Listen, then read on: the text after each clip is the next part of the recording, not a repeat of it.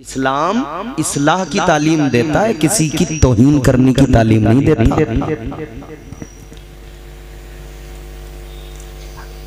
अगर कोई एक टाइम नमाज के लिए नहीं आया तो आप उससे मालूम भले करें कि आप दिखाई न दिए खैरियत के लिहाज से, आप उसे जलील नहीं कर सकते। या अगर कोई आदमी नमाज नहीं पढ़ता तो नमाजी है तो आपको हक नहीं पहुंचता कि आप उसे जलील करें। ये इस्लाम की तालीम नहीं। अगर आपने किसी को जलील किया तो आपकी तालीम का उस पर असर कोई नहीं होगा। आप उसे जलील करके अगर कहे नमाज को चल तो वो नमाजी नहीं बन सकता है।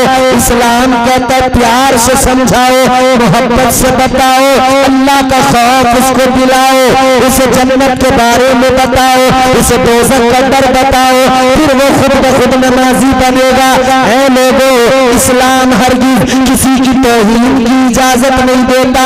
ऐ लोगों, हालात ये 4 सजदे करके हम मगरूर हो गए, 4 सजदे करके मगरूर हो गए। ऐ लोगों, ये तकब्बुर किसकी अलामत, ये तकब्बुर किसकी अलामत, ये गुरूर किसकी पहचान। आओ अल्लाह वालों की पहचान क्या? अल्लाह ने कुरान मजीद में फरमा दिया, अल्लाह ने बंदों को मिजाज दे दिया। अल्लाह ताला ने फरमाया व इबादुर रहमानिल्लज़ीना यमशूना अलल अर्ज़ि हौना व इज़ा ख़ातबहुमुल जाहिलूना क़ालू सलामा। अल्लाह ताला ने फरमाया रहमान के बंदों की शान ये, वो जब जमीन पर चलते हैं तो अकड़ते नहीं बल्कि वो सर झुकाकर नरमी के साथ चलते हैं।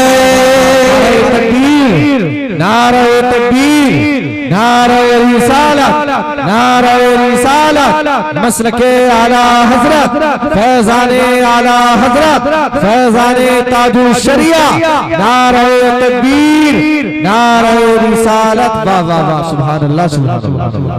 ये तो रहमान के बंदों की अलामत है। वो अकड़ते नहीं, मगरूर नहीं होते। और फिर एक शैतान की अलामत है सजदों पे मगरूर हो जाना, अकड़ जाना। अल्लाह ताला ने शैतान को जब हुक्म दिया, अल्लाह ने जब सारे फरिश्तों को हुक्म दिया आदम को सजदा करो, सब ने किया, शैतान ने नहीं किया। मतलब सजदे तो करता था मगर मगरूर था।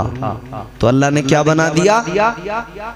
बोलो, शैतान बना दिया।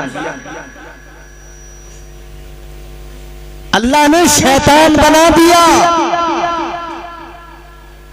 तो सजदे करके मगरूर हो जाना ये शैतान की अलामत है। अल्लाह गुरूर को पसंद नहीं करता, तकब्बुर को पसंद नहीं करता। इस्लाम की तालीम यह है कि बंदे के अंदर नरमी हो।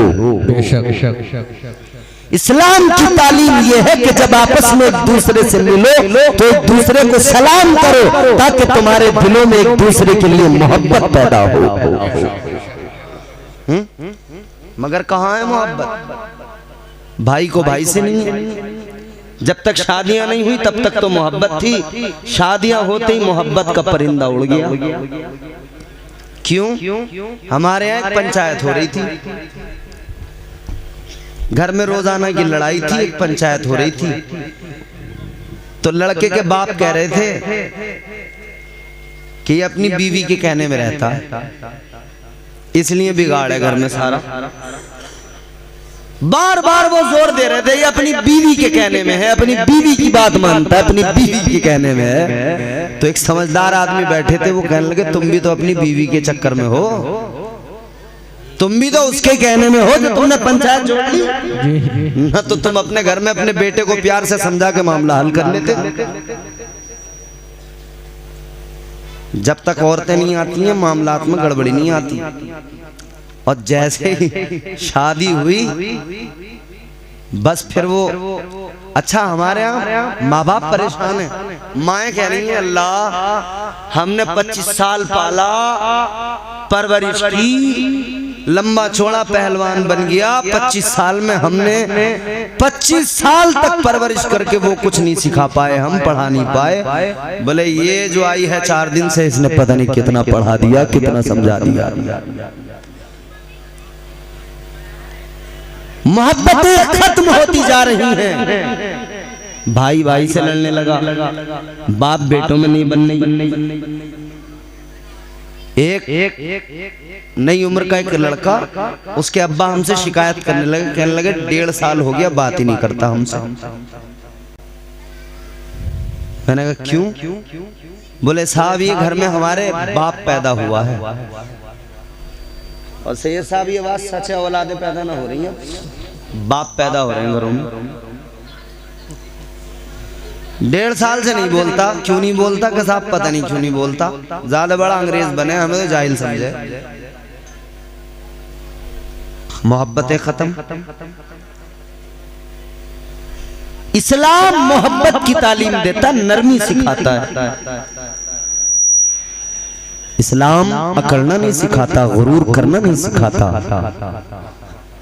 कहने का मतलब ये है, अकड़ना ये शैतान की अलामत, मगरूर हो जाना ये शैतान की निशानी है।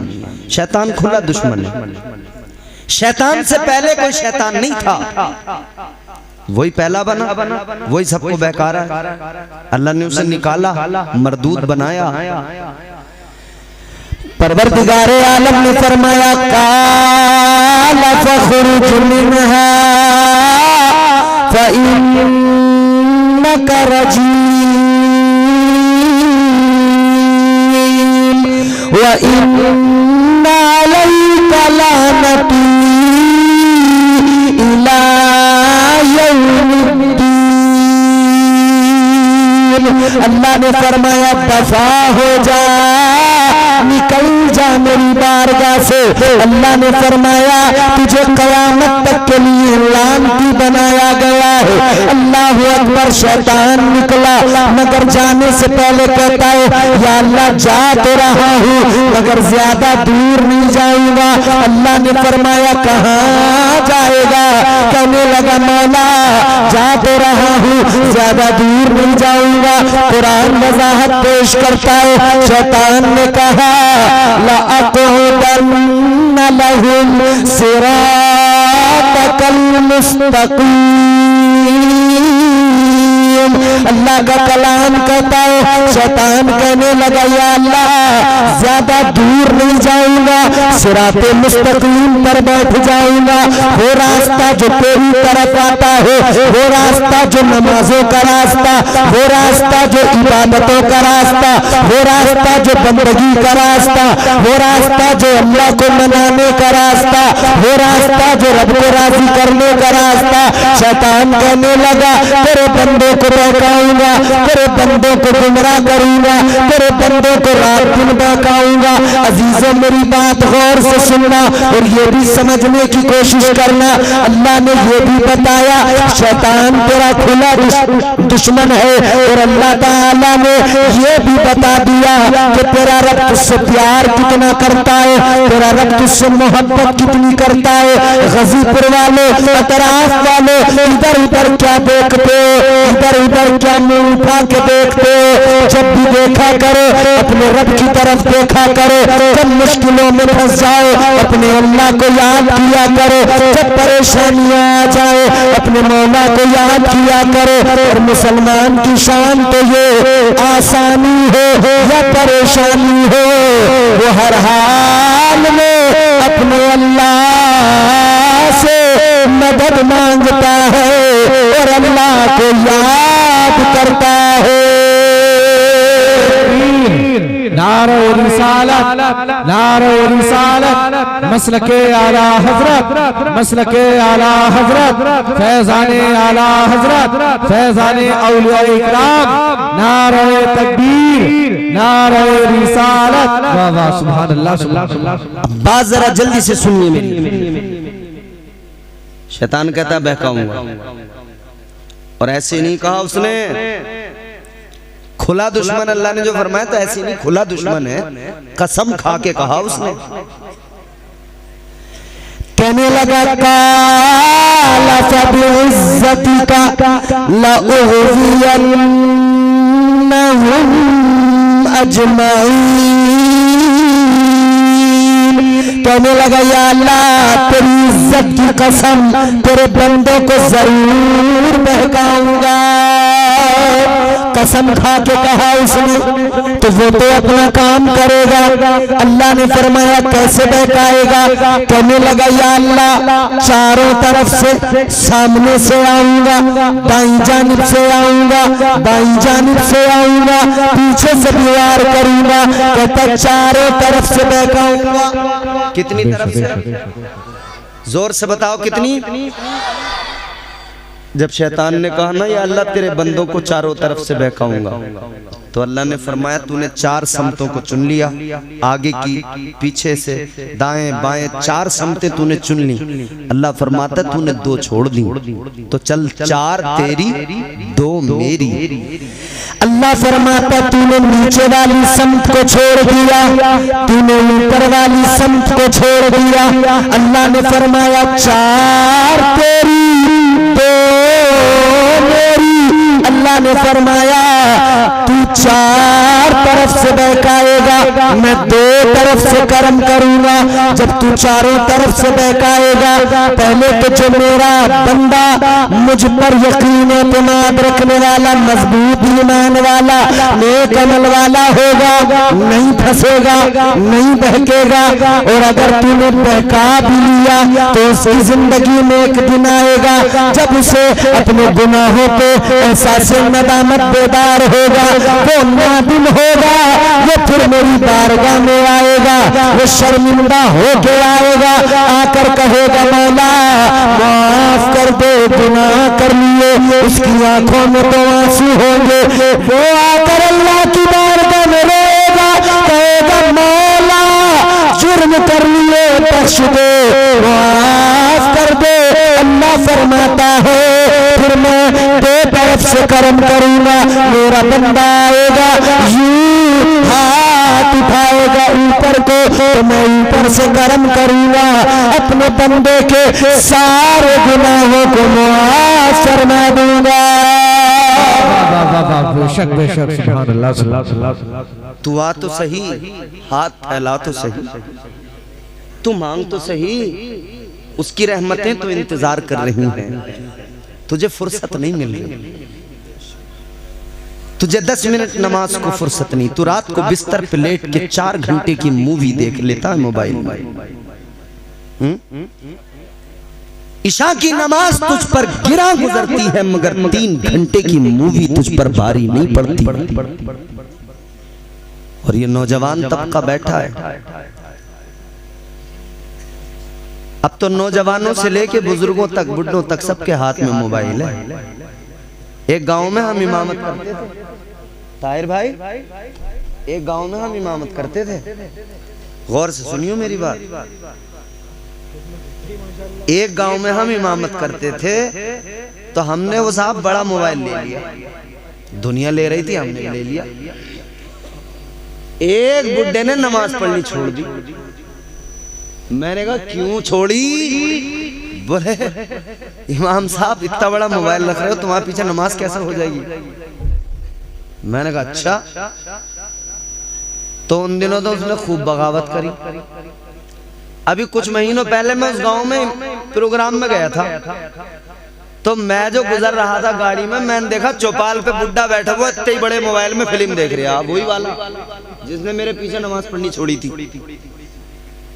मैंने कहा इसने तो मोबाइल के चक्कर में मेरे पीछे नमाज पढ़नी छोड़ दी, अब तो ये बड़े मजे से देख रहा। सबके हाथ में मोबाइल है। ये जवान है तो ये जरा मॉडर्न चीजें देख रहे हैं, और जो बुढ़े हैं वो अपने कहने हैं लल्ला इसमें घोड़े वाली लगा दे, बोलो घोड़ों वाली लगा दो, या बोले डाकुओं वाली लगा दो इसमें जरा फिल्म। तो 3 घंटे तक घोड़ों वाली देख रहे हैं, डाकुओं वाली। वह अल्लाह धर्मेंद्र वाली लगाई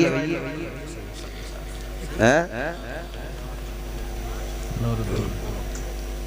मैं अभी परसों बंगाल से आया, मुरादाबाद जब पहुंचा तो वहां मैं रुका।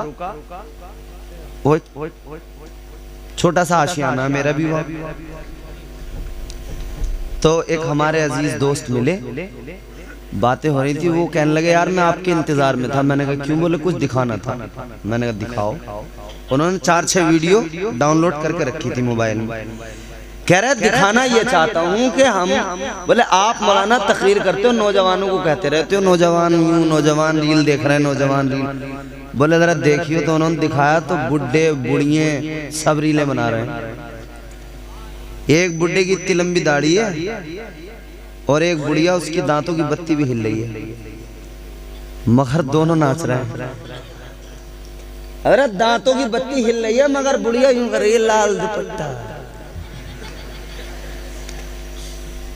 क्या अजीब जमाना आ गया, जिसे देखो उसे मतलब इसमें इतना मजा आ रहा है, इतना मजा आ रहा। 3-3 घंटे 4-4 घंटे इसमें तो बर्बाद कर दिए। 10 मिनट नमाज के बड़े भारी लग रहे हैं। 10 मिनट की। रात को जब सोते हो ना, जब रात को बिस्तर पे लेटते हो, नींद आती है? आती है? बोलो। हर रात सोते हो ना, हर सुबह उठते हो ना। जब रात को जब सोए ना, ये क्या है? नींद। सैयद साहब किबला बैठे तायद फरमाएंगे, फरमाया गया नींद जो है ना, नींद ये मौत है। क्या है? हल्की मौत। ताजदार मदीना के गुलामों रात को बिस्तर पे सोए, फरमाया गया ये नींद हल्की मौत है। इसीलिए तो कितने लोग ऐसे जो सुबह को उठ न सके, रात को सोए मगर सुबह का सूरज नहीं देख पाए। रात को सोते मौत आ जाती है, तो जब सुबह को आँख खुलती है, उठते हो तो सबसे पहले अल्लाह का शुक्र अदा किया करो। ऐ मौला, ऐ परवरदिगार, तेरा बड़ा फजल हो, तेरा बड़ा एहसान हो। ऐ मेरे मौला, मैं रात मर गया था, तू मुझे हर सुबह नई जिंदगी अता करता है। सुभान अल्लाह, सुभान अल्लाह। तो उसका शुक्र अदा करने के बजाय नाफरमानी। बात को वहीं लेके चलते जहां से शुरू हुई। शैतान से पहले कोई शैतान नहीं था, वो पहला। उसे किसने बहकाया? हमने तो कह दिया शैतान ने बहका दिया। यहां बड़े से बड़ा जुर्म करके कह दिया शैतान ने बहका दिया। शैतान को किसने बहकाया? मुफस्सिरीने किराम फरमाते शैतान को बहकाने वाला कोई और नहीं, उसका अपना नफ्स था। तो पता लगा नफ्स बिगड़ जाए तो इबादत गुजार को शैतान बना देता है। तो इसे तो पाक करना बहुत जरूरी है। ये नापाक हो गया, बिगड़ गया तो सारा मसला ही खराब हो जाएगा। कैसे होगा पाक? क्या तरीका है? नफ्स को पाक करने का तरीका क्या है? कैसे पाक होगा? 3 बातें हैं और यूं समझ लो कूजे में समंदर है। फकत 3 बातें हैं। सूफिया की मुकम्मल तालीम का निचोड़ है, बुजुर्गों की तालीमात का लुब्बे लुबाब है। फरमाते 3 काम, बंदा 3 काम करे। क्या? कम खाना, कम सोना, कम बोलना। 3 बातें बड़ी इंपॉर्टेंट है। कम खाना, कम सोना, कम बोलना।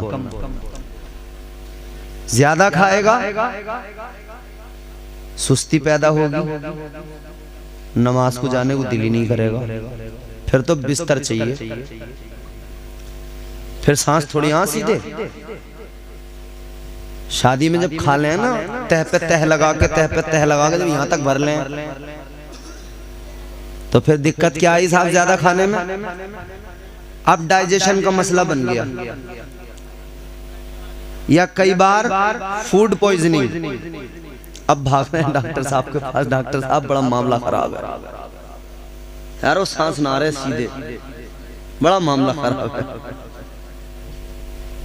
डॉक्टर साहब कह रहे हैं क्या क्या खा लिया? बोले खा तो बहुत कुछ लिया, आज शादी में गए थे, कई रंग का खाना था। पहले तो जरा सी नहारी खा ली थी, फिर वो चंगेजी पे नजर पड़ गई,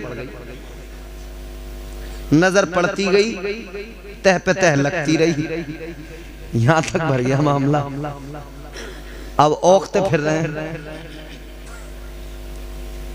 ज्यादा खाने से नुकसान ही होने वाला, जिस्मानी नुकसान भी। अब फिर ज्यादा खा के साहब दिल नहीं करेगा नमाज को, सांस नहीं आएंगे सीधे, फिर तो जिस्म चाहता कि अब खटिया मिल जाए, फैल जाए। और अगर आ भी गए मस्जिद में तो सांस तो सीधे आ नहीं रहे, तो बस फिर तो यही होगी, अल्लाह अकबर, अल्हम्दुलिल्लाह रब्बिल आलमीन, फिर सीधे सांस थोड़ी आ रहे हैं, फिर तो मामला गड़बड़ है। तो कम खाइए। हमारे वालिद साहब हमें कहते थे, अल्लाह उन्हें जन्नत नसीब करे, कहते थे कम खाना और गम खाना इंसान की जिंदगी में इनकलाब पैदा करता है। तो बुजुर्गों ने फरमाया कम खाइए, नफ्स तुम्हारे कंट्रोल में रहेगा, नफ्स पाक होगा, काबू में आएगा। क्योंकि अल्लाह ताला ने जब नफ्स को पैदा फरमाया तो अल्लाह ने इससे सवाल किया, फरमाया बता मैं कौन हूँ? ये कहने लगा अंता अंता अना अना, कहने लगा तू तू है, मैं हूँ। ये मैं हर आदमी जो कर रहा है ना, मैं हूँ, इलाके का मालदार आदमी कह रहा मैं हूँ, मुझसे पंगा मत ले लियो। गांव का प्रधान कह रहा अच्छा हमसे बैलेगा, इलाके का विधायक कह रहा अच्छा हमसे टक्कर लेगा, मैं हूँ। किसी का पुलिस वाले से याराना हो गया तो वो कह रहा मैं हूँ। लड़ाई पता करो कि लड़ाई किस बात पे हुई थी, तो पता लगेगा नाली पे हुई थी लड़ाई। इसकी घरवाली ने नाली साफ करी तो हमारे दरवाजे की तरफ कर दिया कचरा, इस बात की लड़ाई। और फिर आ गई नाक पे, तो अब मैं चल पड़ी, मैं नाक की लड़ाई लड़ूंगा अब मैं।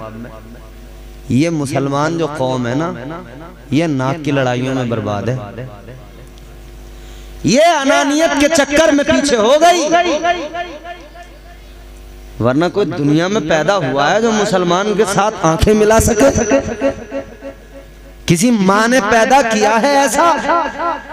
अरे आंखें मिलाना तो छोड़ो, हजरत उमर का नाम अगर कहीं लिया जाता था तो फिर बड़े बड़े जो अपने आप को जंगजू कहते थे ना, उनके पसीने छूट जाया करते थे सिर्फ नाम सुनने के बाद।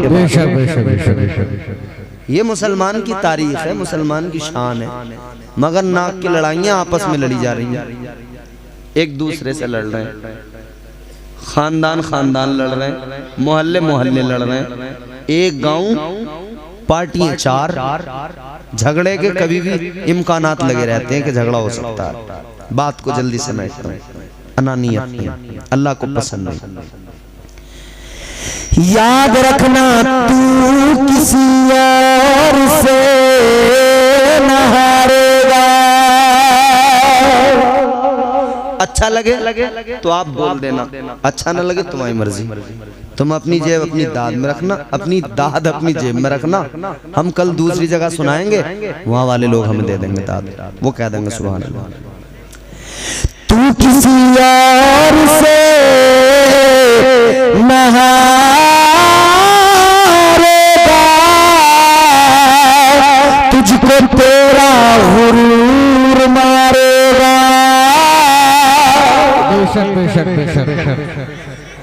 अखलाक की दौलत से कभी दूर न होना, अखलाक की दौलत से कभी दूर न होना, कौन भी मिल जाए तो मगरूर न होना।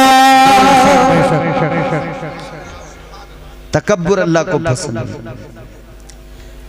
अल्लाह ने फरमाया बता मैं कौन हूं, कहने लगा अंता अंता अना। अल्लाह ने फरमाया फरिश्तों इसे दोज़ख में डाल दो। कहां? बोलो। अल्लाह ने फरमाया डाल दो। फरिश्तों ने पकड़ा डाल दिया जहन्नम में। किसे? नफ्स।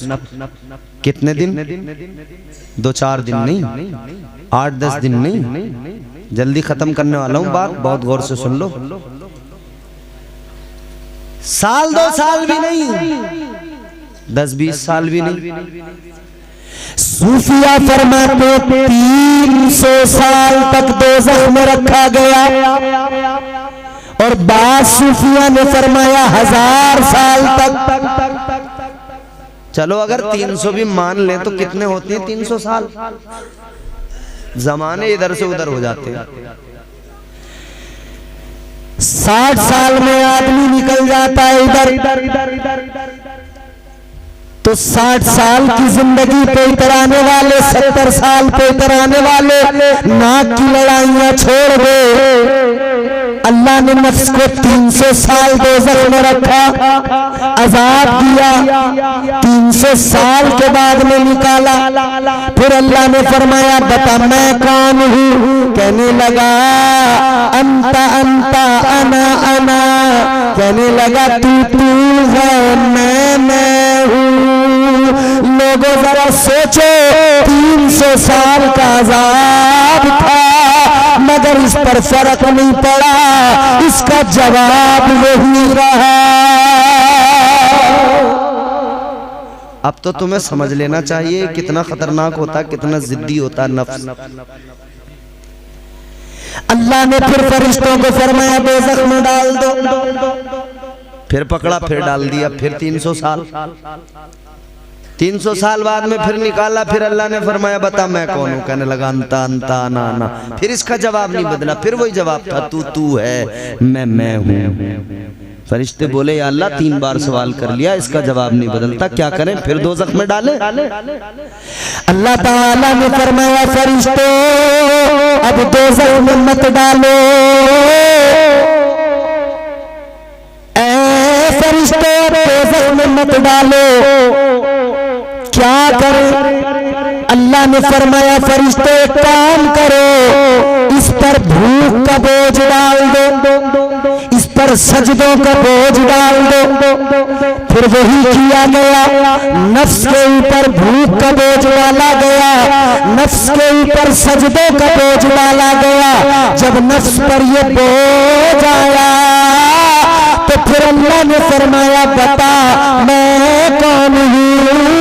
अब ये नफ्स कहने लगा तू मेरा परवरदिगार है। पता लगा इसका जवाब यूं ही नहीं बदल जाता, ये यूं ही काबू में नहीं आ जाता। कैसे काबू में आता है? मिजाज मिल गया। जब इस पर भूख का बोझ आए तब काबू में आता है, जब सजदों का बोझ आए तब काबू में आता है। तो अल्लाह ने निजाम भी वही दिया, साल में 1 महीना रमजान दिया ताकि अपने नफ्स पर भूख का बोझ डालकर इसे काबू में किया जाए। अल्लाह ने 5 वक्त की नमाज़ें फर्ज की ताकि नफ्स पर सजदों का बोझ डालकर इसे काबू में किया जाए। पता लगा नफ्स अगर काबू में आ गया तो बंदा कामयाब हो गया। नारे तकबीर, नारे रिसालत और हमारे अहले सुन्नत मसलके आला हजरत फैजानी आला हजरत, नारे तकबीर, नारे रिसालत। नफ्स काबू में आ गया। मेरी तकरीर हो गई, पूरी हो गई। नफ्स काबू में आ गया, हो गया काम। इंसान फिर अपने नफ्स पर जब गालिब आ गया, फिर नफ्स कौन से दर्जे पे पहुंचेगा, सफर तय करेगा। या अय्यतुहन नफ्सुल मुतमइन्ना इरजिई इला रब्बिकी रादियतम मर्दिया। एक आखिरी बात सुनो, बंदा चाहे जितना भी इधर उड़ ले, मगर इतना याद रखे कि मरना है और उसके लिए तैयारी है। तैयारी का एक तरीका नफ्स को पाक कर, नफ्स को काबू में कर, गुनाहों से बच। गौसे आजम सरकार ने एक बड़ी प्यारी बात फरमाई, गांठ बांध लेना। मेरी पूरी तकरीर में कुछ याद रहे न रहे, ये 2 जुमले याद रहने चाहिए आपको, जो 2 जुमले में बता के जा रहा हूँ। सरकार गौसे आजम ने फरमाया, जब मौत आती है तो हाल बदलने का मौका नहीं देती। तुमने कभी देखा कोई शराबी शराब पीता हुआ हो और मौत पहले उसे आने से पहले कहे कि भाई चलो जल्दी अब छोड़ो इसे और नशा उतारो, जल्दी वुजू करके मुसल्ले बैठो, अब तुम्हारा मरने का टाइम हो गया। जुआरी जुआ खेल रहा, पत्ते खेल रहा और पहले उसे मैसेज मिल गया कि चलो जी उठो, अब तुम्हारा हो गया टाइम, अब जल्दी से वुजू करो, पाक हो जाओ, मुसल्ले बैठ। मौका देती है कभी मौत? बोलो, तू कहीं भी बैठा हो, तेरा टाइम पूरा हो गया, तू चला जाएगा, मौत आ जाएगी। सरकार गौसे आजम फरमाते जब मौत आती है हाल बदलने का मौका नहीं देती। फरमाते हैं जिस हाल में मरना चाहते हो उस हाल में जीना शुरू कर दो, फैसला तुम्हारे ऊपर है। तुम किस हाल में मरना चाहते हो? तुम गुनाह करते हुए मरना चाहते हो या इबादत करते हुए मरना चाहते हो? तो हर मुसलमान कहेगा काश दिल की ये है सेरा, काश दिल की ये है सेरा, काश दिल की ये है सेरा, कम से कम निकल जाए मेरा सर हो, सबका सर हो सजदे में, और दम निकल जाए काश दिल की ये हसरत। अल्लाह ने इतना नवाजा है, इतना नवाजा है, इतना नवाजा है कि उसकी इनायतों को, उसकी नेमतों को अगर कोई शुमार करना चाहे, गिनना चाहे तो गिनती नहीं कर सकता, शुमार नहीं कर सकता। इतने अल्लाह के एहसान हैं। अल्लाह ने हमें मुसलमान बनाया, ये उसका बहुत बड़ा हम पर एहसान है। साहिब ईमान बनाया और अपने महबूब का उम्मती बनाया। हमने कोई एप्लीकेशन नहीं दी थी कि हमें मुसलमान बनाया जाए या हुजूर का उम्मती ही बनाया जाए। ये तो अल्लाह का करम है, उसकी इनायत है। उसके एहसानात को गिना नहीं जा सकता, काउंट नहीं किया जा सकता, शुमार नहीं किया जा सकता। व इन तउद्दू निअमतल्लाहि ला तुहसूहा, कुरान कहता है तुम उसकी नेमतों को गिन नहीं सकते जितना उसने नवाजा है। उसकी रहमतों की वुसअतें बहुत बड़ी, इंतहा नहीं। हम तो बस इतना कहते हैं वो नवाज़ने पे आए तो नवाज़ते ज़माना। बेशक बेशक। ये हमारी जितनी ख़वातीन बैठी हैं, माँ बहनें, आप लोग बिल्कुल खामोश बैठो, आपस में बात नहीं करना है किसी को, और जहां कोई बात आपको अच्छी लगे आपको बोलना जरूर है, वरना समझ लो सैयद साहब का नंबर तभी आएगा जब मेरा नंबर पूरा होगा, और मेरा नंबर पूरा तब होगा जब आप मुझे सलीके से सुनोगे। वो नवाजने पे आए तो नवाज दे जमाना, वो नवाजने पे आए तो नवाज दे जमाना, वो करीम ही जो ठहरा तो करम का क्या ठिकाना। वो हमारा रब है, वो हमारा मालिक है, वो हमारा खालिक है। वो जो चाहे करे, जो चाहता है करता है। उसने चाहा दुनिया को पैदा करना है, उसने कर दिया। बेशक उसके चाहने से ही होता है। उसका इरादा हमारे जैसा मामला थोड़ी है कि अभी इरादा किसी काम का बना फिर खत्म हो गया। वो अल्लाह का इरादा, हम इरादा बनाकर बड़े फिर उसके लिए मंसूबा बंदी करते हैं। अल्लाह का इरादा क्या? आपने हमारे ताहिर भाई से बड़े उम्दा कलाम सुने, उनसे पहले मिसरान भाई से नाते आप खूब सुनते नहीं, खुश होते हैं ना नाते पाक सुनकर? अरे बोलो अल्लाह के बंदो, जी नात सुनकर खुश होना भी चाहिए। दुनिया के बड़े से बड़े शायर के कलाम को आप सुन लें, अगर नात है यकीनन दादो तहसीन दी जाती है। अगर कोई मनकबत है यकीनन बंदा खुश होता है। मगर एक बात याद रखना, दुनिया के सारे शायरों के कलाम एक तरफ, अल्लाह ताला का कलाम सबसे सुभान अल्लाह सुभान अल्लाह। अब आपने शायरों के कलाम सुन लिए तो मैं सोच रहा हूँ अब मैं किसी शायर का कलाम नहीं सुनाता, मैं सोच रहा हूँ अल्लाह का कलाम सुना दूंगा। बेशक जितने लोग सुनना चाहते हैं वो मोहब्बत से कह दें सुभान अल्लाह। सुभान अल्लाह सुभान अल्लाह। परवरदिगार आलम खालिक कायनात रब्बे लम यज़ल व ला यज़ाल ने कुरान मजीद में फरमाया, इन्नमा अमरुहु इज़ा अरादा शैअन अन यक़ूल लहू कुन फयकून। सुभान अल्लाह सुभान अल्लाह। अल्लाह ताला का इरादा ये, वो जब किसी काम का इरादा फरमाए कुन, उसका इरादा हो जा, फयकून, फिर वो हो जाता है। वो हमारा रब है, वो परवरदिगार है, वो खालिक कायनात। जिंदगियां उसी अल्लाह ने अता फरमाई, रोजियां वही अल्लाह अता फरमाता है। ऐ लोगों, अगर अल्लाह न नवाजे तो हमारी बिसात क्या है, हमारी औकात क्या है? अगर अल्लाह की नवाजिशात रुक जाएं, जिंदगी मुहाल हो जाए। आप दुनिया में बड़े लोगों की बातें सुनते हो, दुनिया वालों के कलाम सुनते हो, मुतासिर हो जाते हो।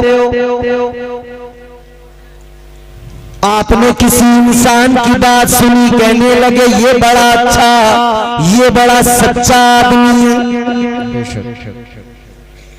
याद रखो, दुनिया में बड़े लोग मिलेंगे जिनसे आप मुतासिर होंगे, जिनके कलाम को सुनकर मुतासिर होंगे। मगर हाँ, एक कलाम ऐसा है अल्लाह का कि वो कलाम ऐसा अपना सुने तब भी दिल को सुकून मिलता है, गैर सुने वो भी अपना बन जाता है। वो कलाम मेरे परवरदिगार का कलाम है, वो कलाम अल्लाह ताला का कलाम है। अजीजान गिरामी वकार फरमाया गया, वमन अस्दक़ु मिनल्लाहि क़ीला वमन अस्दक़ु मिनल्लाहि हदीसा। अल्लाह का कुरान कहता है, कौन है जो अल्लाह से ज्यादा सच्चा कलाम करे? कौन है जो परवरदिगार से ज्यादा सच्ची बात करे? नारे तकबीर, नारे रिसालत, नारे रिसालत, मसलके आला हजरत, फैजाने आला हजरत, फैजाने औलिया इकराम, नारे तकबीर, नारे रिसालत, सुभान अल्लाह, सुभान अल्लाह। तो अल्लाह का कलाम वो सच्चा कलाम है। उसी कलाम में अल्लाह ने हमें आपको कुरान मजीद में जिंदगी जीने का सलीका दिया, जिंदगी गुजारने का ढंग अल्लाह ने कुरान में सिखाया। क्या है वो सलीका, क्या है वो तरीका? परवरदिगारे आलम ने फरमाया, कद अफलह मन ज़क्का,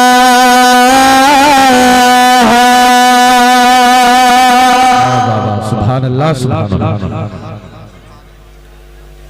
हर आदमी दुनिया में कामयाब होना चाहता है।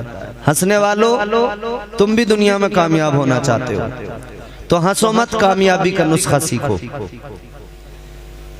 दुनिया का हर आदमी कामयाब होना चाहता है, मगर कामयाबी का राज अल्लाह के कुरान ने बयान किया।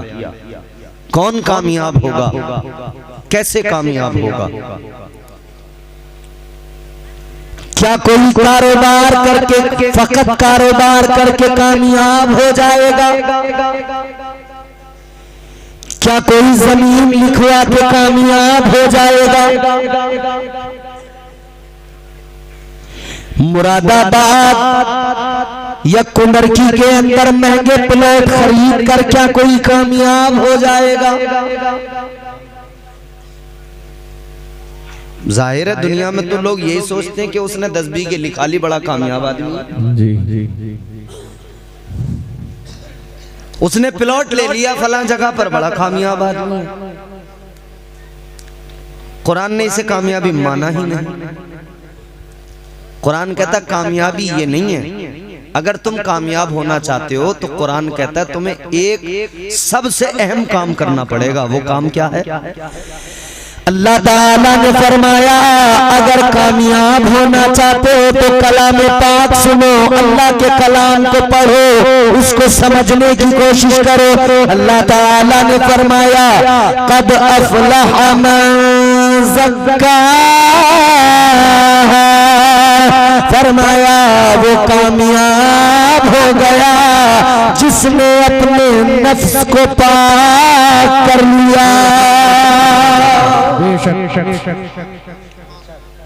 कामयाबी के लिए नफ्स का पाक होना बहुत जरूरी है। और यहाँ मैं दुनियावी कामयाबी की बात नहीं कर रहा, दुनिया और आखिरत दोनों की कामयाबी। सैयद साहब क़िबला तशरीफ फरमाए, लोग फ्रॉड करके सोच रहे हैं हम कामयाब हो जाएंगे, दूध में पानी मिला के सोच रहे हैं कामयाब हो जाएंगे।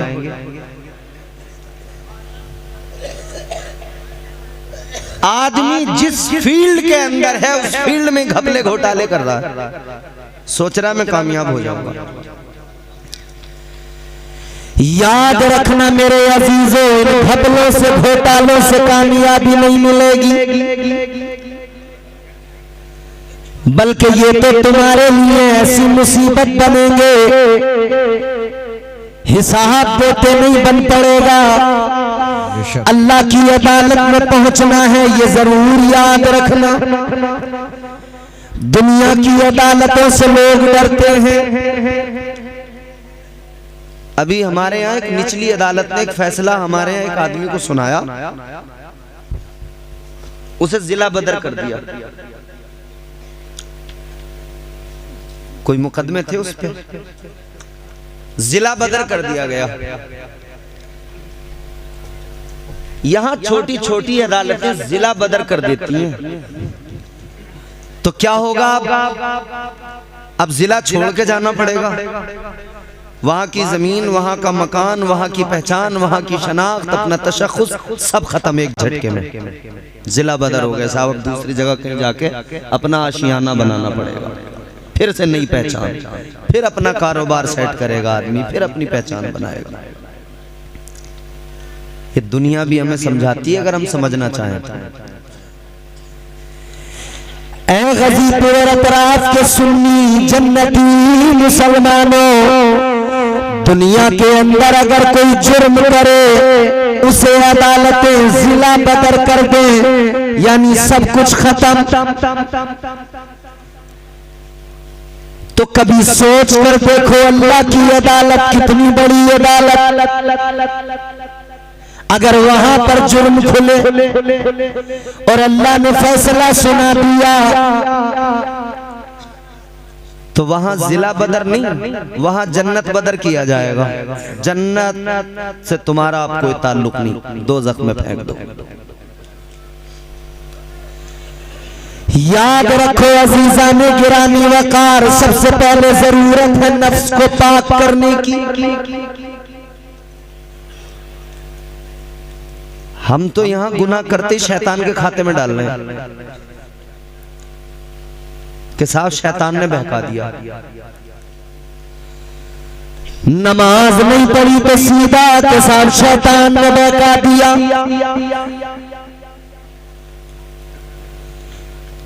चोरी की तो शैतान ने बहका दिया, बदकारी की तो शैतान ने बहका दिया। तो क्या इतना कहने से जान छूट जाएगी? अल्लाह ने दिमाग नहीं दिया, अकल नहीं दी, अल्लाह ने कुरान नहीं दिया, रसूल नहीं दिया, हिदायत के सामान नहीं है। क्या तुझे सोचने समझने के लिए अल्लाह ने ये जिंदगी नहीं दी? तूने सोचा क्यों नहीं? परवरदिगारे आलम ने तो वाज़ेह ऐलान फरमा दिया, अल्लाह ने तो बता दिया, इन्ना शैतान लिल इंसानी अदुव्वुन मुबीन। अल्लाह ने तो हर बंदे को बता दिया ये शैतान तुम्हारा खुला दुश्मन है। तो तुम्हें तो मालूम होना चाहिए शैतान खुला दुश्मन।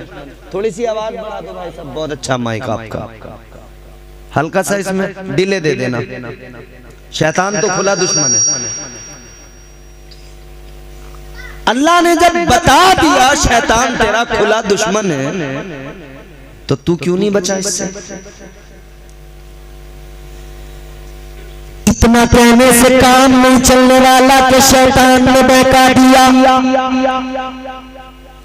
अल्लाह ताला ने अपना प्यारा महबूब अता फरमाया, मुस्तफा जान रहमत की तालीम मौजूद, अल्लाह का कुरान मौजूद, सीखने के लिए सामान मौजूद, सिखाने के लिए औलिया, फिर उनके बाद उलमा। अल्लाह ताला ने सबको किस लिए? लोग समझें, आसान हो जाए समझना। अल्लाह ने तो बड़ा इंतजाम किया। तुम एक लफ्ज में बात खत्म करके अपना दामन बचाना चाहते हो, ऐसा तो नहीं हो सकता। याद रखना अज़ीज़ान गिरामी वक़ार, कल अल्लाह की अदालत में सवाल होगा तो ये कहकर जान नहीं छूटेगी कि शैतान ने बहका दिया।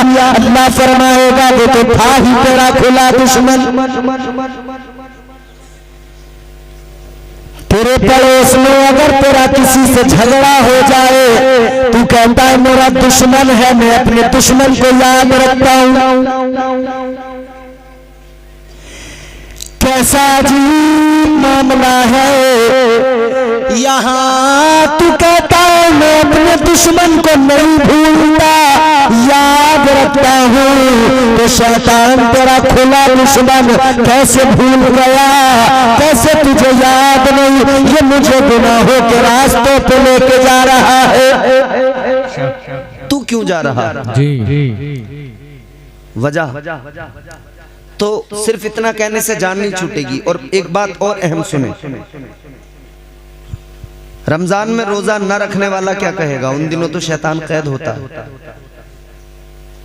उन दिनों तो शैतान को अल्लाह कैद कर देता है।